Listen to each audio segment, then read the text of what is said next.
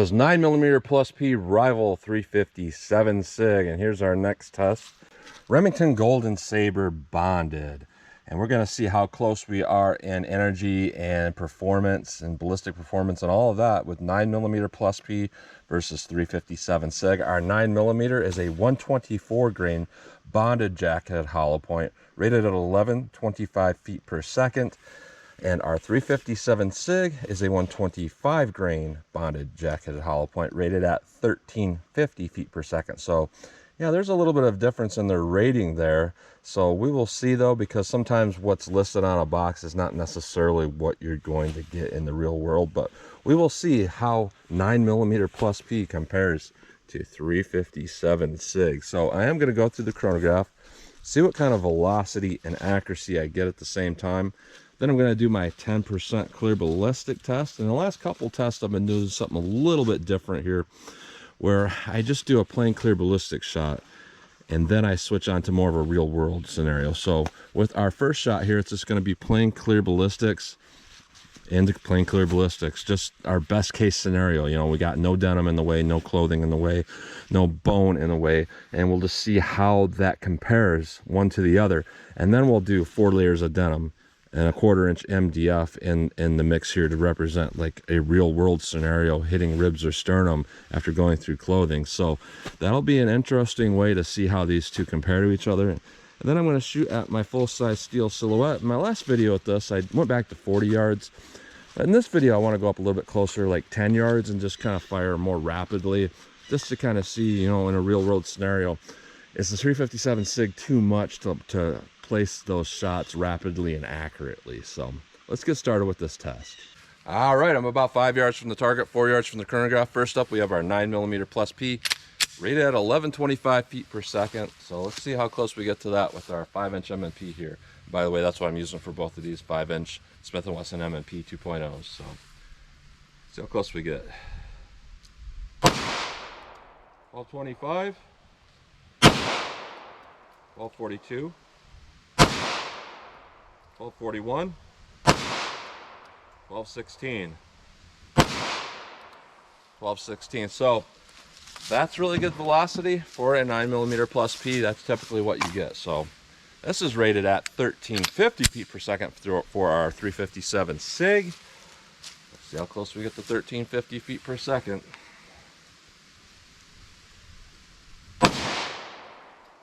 It's obviously no read. 1404, 1451, 1402, 1412. So a couple 100 feet per second more. That's pretty significantly more. So let's start our ballistics gel block and see what we get. All right, first up, we're going to do our best case scenario plain clear ballistic shot with both the 9mm and the 357 SIG. So here's our 9mm through plain clear ballistics. Let's try our 357 SIG now. All right, 357 SIG through plain clear ballistics. Let's see how this compares to our 9mm. Let's go up and take a look at that.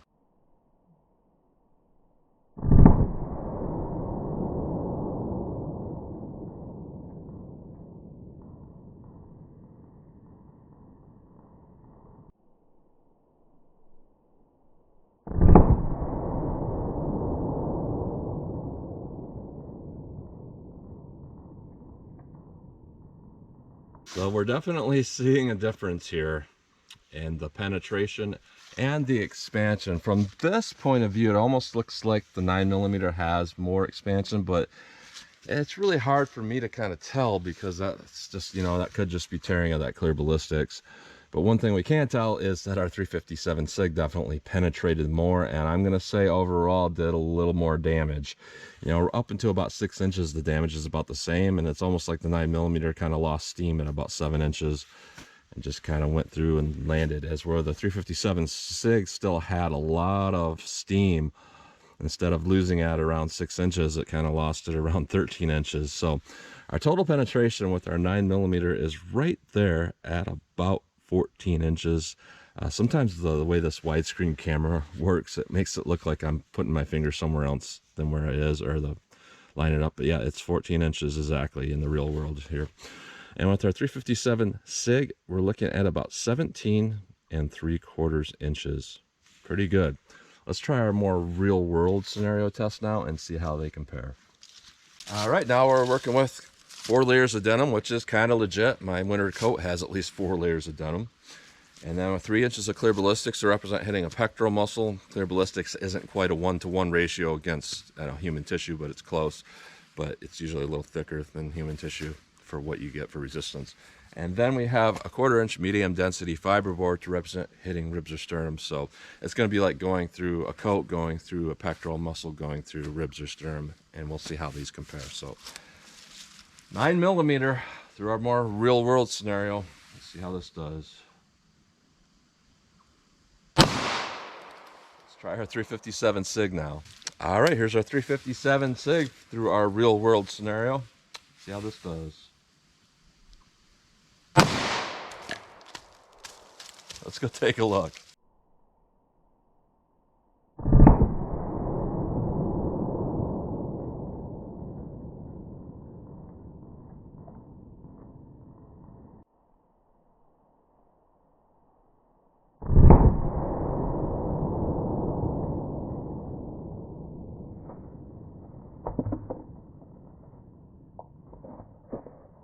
All right, first things first with this, the entire block slid back about ½ inch when that 357 SIG hit it. And 2 blocks weigh about 35 pounds, so that's pretty significant. It actually had some quote-unquote knockdown power. But here's what we have through our 1/4 inch MDF. There's not really a significant difference here. We actually have a little bit more expansion before hitting it with the 9mm than the 357 SIG, and that makes sense because sometimes the 357 SIG bullets are designed a little bit tougher to accommodate that extra velocity and power. But what we're looking at here is our 9mm through our real world scenario test. We went to 17 3/4 inches. We had pretty good damage along the way, and that actually looks pretty good. There's nothing wrong with that whatsoever. But with our 357 SIG, what we see is significantly more damage right here. So it's dumping energy at a greater level, and then it definitely had more steam. And you might consider this over penetration because it went to about 22 1/4 inches. However, I wouldn't consider that over penetration because in the real world, let's say that exited out somebody, I don't think it's going to go very far. When I kind of consider over penetration when we're getting up here or we're exiting another block. And from what I'm seeing, that doesn't look too bad. But on a purely statistical number here, it is over penetration. So let's shoot from that 10 yards. It's actually generally about 12 yards from where I shoot. And we'll just see how these compare for follow-up shots. All right, I'm about 12 yards from the target. I always feel safer when I'm just that much further back than 10 yards when shooting steel. So I'm just going to see if I can get some double taps and some follow-up shots, and we'll see if there's really a difference between the 9mm and the 357 SIG in the real world. And I'm not the best shot in the world. I'm not the best pistol shooter, so I'm kind of an average guy. So let's see what we get with our 9mm. A double tap here. Get a sight picture, and I'll double tap it. All right. 357 SIG, same thing.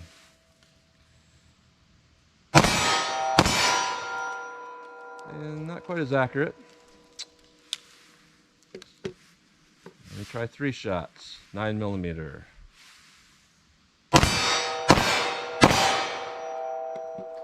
357 SIG.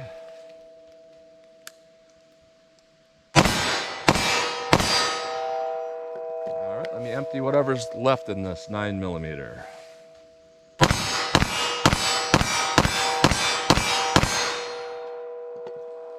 357 SIG, same thing.